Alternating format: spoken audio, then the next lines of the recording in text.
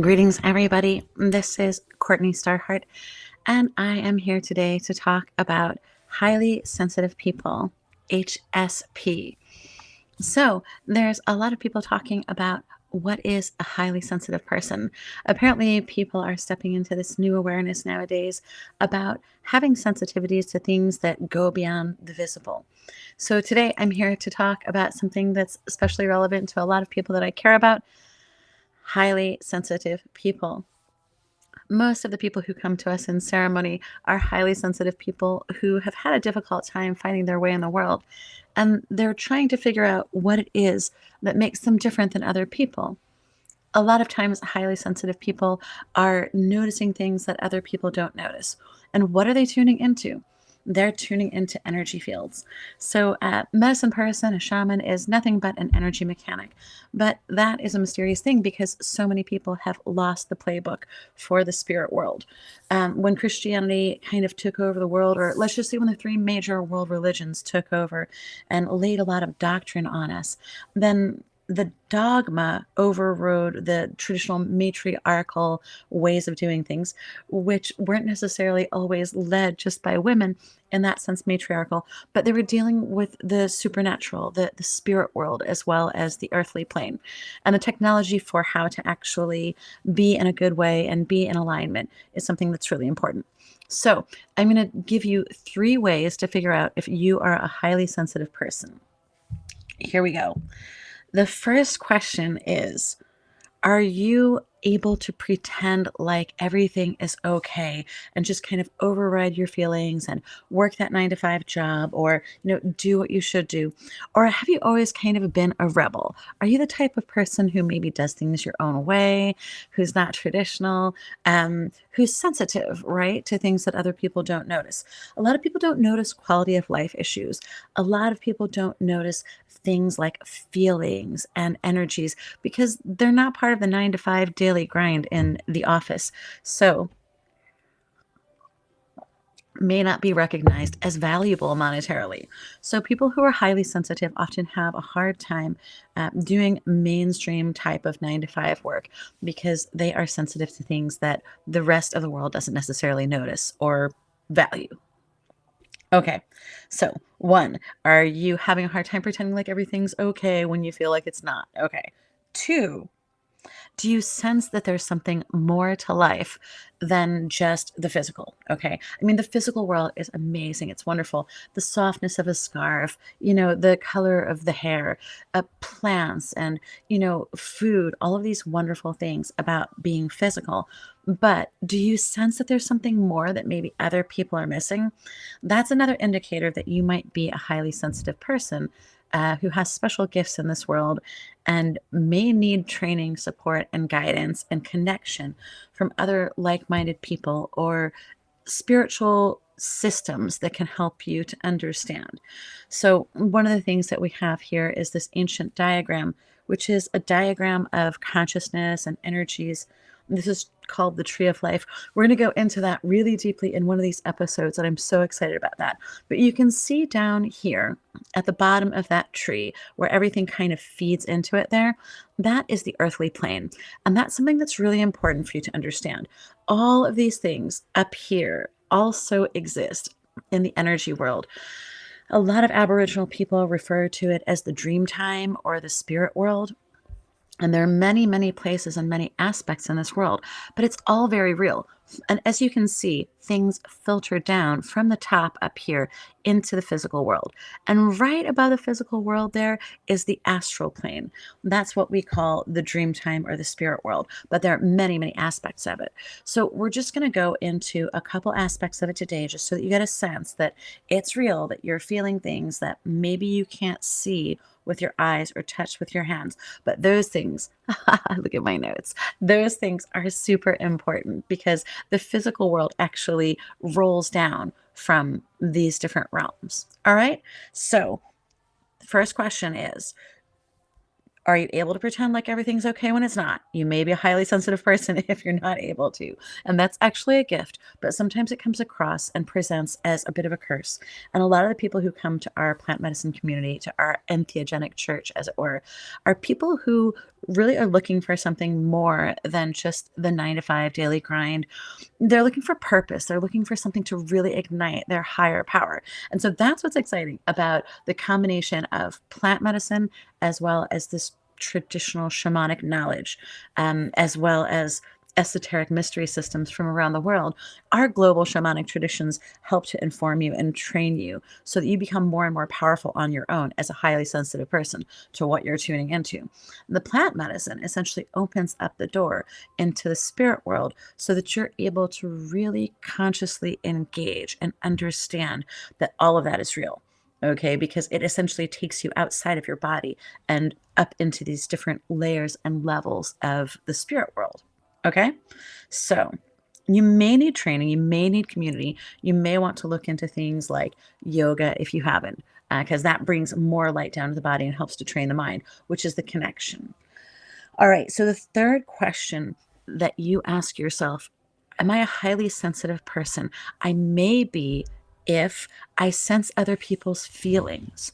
Sometimes highly sensitive people are people who are so attuned to other people's feelings that they don't really experience their own feelings as much as they experience other people's feelings.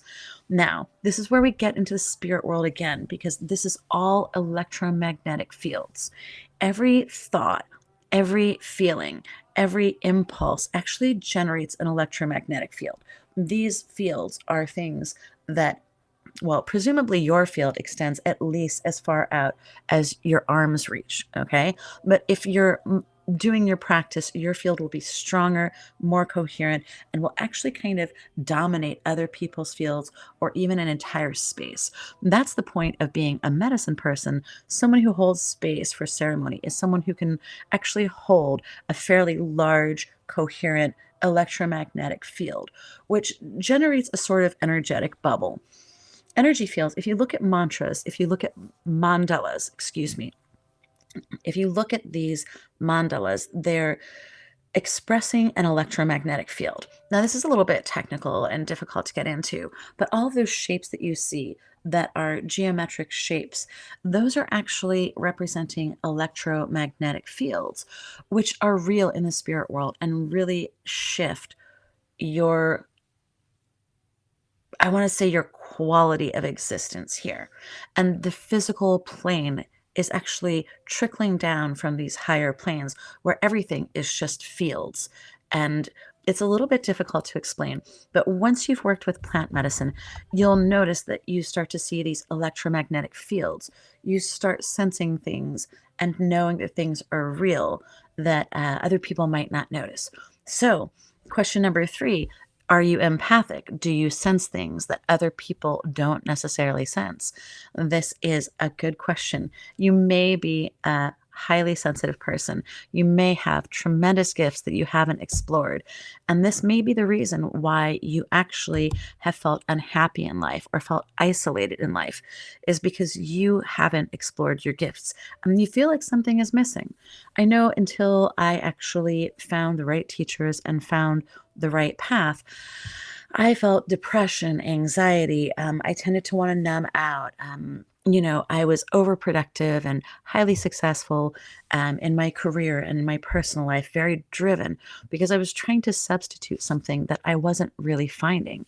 So it's an interesting thing when you start meeting other people like yourself who have these gifts. There's this movie, I think it was by Alanis Morissette, or she was in it, where she talks about highly sensitive people. And I think the movie is just called Sensitive. In these studies that they did, they found that 25% of the population approximately is what we call sensitive. And so we are noticing things that other people don't notice. But actually, a lot of this is a gift. People who are creatives, people who are leaders, people who are visionaries, artists, musicians, dancers, and of course, medicine people, that we're highly sensitive people. And the world kind of beats you up a little bit. The world wants to make you think that you're crazy. I think a lot of us end up in institutions because our gifts go unrecognized. And in fact, we're almost punished in a way for having these gifts because we're not really interested or able to pretend like the status quo is where it's at for us when it's not. We're always seeking to make things better. We're always sensing that something more is out there. And it's a wonderful quality, but depending on how your environment is in the world, you may have suffered a lot with your quality of life and mental health because you're just a little bit different than other people. But the good news is that we do have community. We do have classes. One of the things that's a blessing and a curse, obviously, is the internet and social media and communications the way they are today. People can be disconnected from each other because of that, or people can actually find a way to connect with each other. There are ways for us to connect, and that's one of our goals with the Church of the Natural Law and our community is to connect not only our community to each other and to their higher power, but to also start to gather together the medicine people who are working together. Um, Not all of the medicine people who are pouring ayahuasca or working with psychedelics are the same. They come in different shapes, sizes, and different professions and qualifications and specialties. And it's important for us all to work together as the leaders to have this solidarity and connection with each other so that we can also reverberate that out to our communities and let people know that they're supported. This journey is not a journey about money. It is not something that's physical. This is a spiritual, emotional, philosophical, psychedelic, entheogenic journey. The closest thing that it's close to is nature, sustainability. When we study to become medicine people, at least in my tradition, I studied for 15 years. This was a very long time. And I'm not just a person who works with plant medicine. I'm what would have been a traditional doctor. I pour sweat lodge. I know these ancient native traditions and this shamanic lineage in a few different lines. They're all very similar, but they're all unique and beautiful. So I'm really glad that I spent that time studying, and other people have spent years of their lives studying other things. And whether that is psychology or sustainability, what have you, it doesn't really matter. Everyone has their gifts. So, the closest thing to spirituality in the world is actually nature. All of the symbolic language that we work with when we're working with plant medicine is almost exclusively symbolic language that comes from nature. So, for example, behind me here, you have this painting of a maiden washed up on the shore. This is one of my favorite paintings because for me, it represents the spiritual coming into the physical. It's a painting about a lady who was shipwrecked and she woke up on the shore of a beautiful island with her dowry right next to her and looking at the moon rising. And so I think that the symbolic language is one of the most important things that we can learn before going into a ceremony. Now, all of the symbolic language, again, when you're looking at this diagram here, the next level up from the physical, down here is the physical level. The next one up there is the symbolic level, the dream time. It's very important to start to learn the symbolic language and to be in touch with nature, as well as to be in touch with different systems, because this is what's going to help you on your path of personal development. So, if you answered yes to any one of those questions, the first three questions, you're probably a highly sensitive person and you may have amazing gifts that you've never discovered or trained because they're unseen and may not be necessarily valued the way they should be in the modern world. But we're able to connect with this modern technology we have.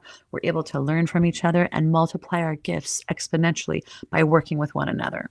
So, if you're an HSP, one of the things you really want to do is you really want to connect with other people, right? Connection is the opposite of addiction, is the opposite of anxiety. And so I think a lot of the problems that we have as human beings have to do with our feeling isolated or our feeling afraid or feeling like something's off or wrong because we're not connected to each other. So connection. Find a community of people. It might not be the first one that you come across, but I have a lot of tips in these different videos to help you along your way to find the right community, the right ceremony, the right spiritual path. I'm going to give you a lot of information to nourish your soul. That's why these are called kernels. These are kernels of ancient wisdom from all around the world. And that's also why I have a globe up there. sitting on the dresser so that you can see that this is about more than just one person, one state, one country, one political party. This is a global movement that's going on where people all over the world are waking up and really wanting to connect with something greater than themselves. So, the remedy number one is connection, okay? Remedy number two is understanding that what you're sensing is real and that you need training and you need guidance in order to understand these unseen aspects of your existence. Without these shamanic traditions, it's very difficult to know what's going on.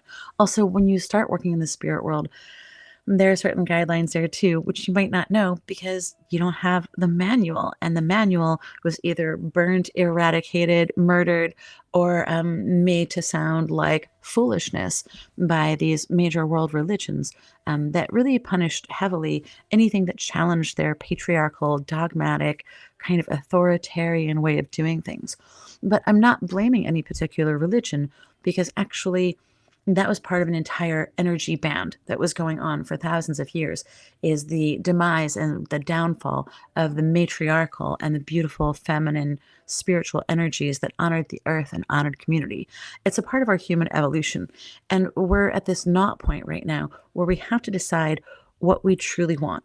And I think what we truly want is that connection, that community, that earth honoring tradition, back to the garden, back to natural remedies and, kind of horse sense.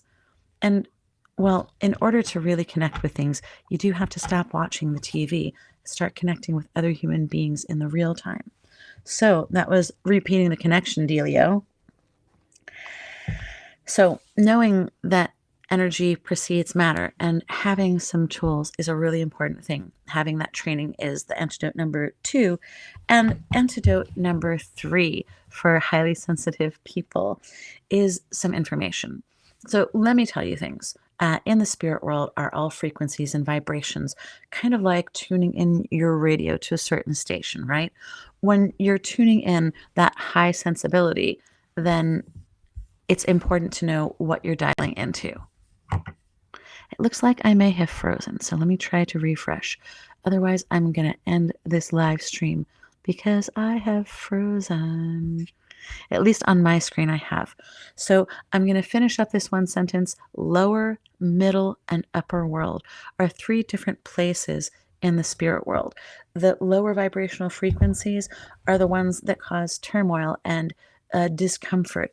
The middle world is a little bit less tumultuous. That has to do with your physical world. And the upper world is where you find your guides, your angels, and other spiritual beings. So I want to say thank you, and I want to say bye for now. I'm not sure if I'm still streaming, so I'm going to end for today and send you lots of love, getting ready for the big weekend in Woodstock, and I can't wait to meet our new community members this weekend.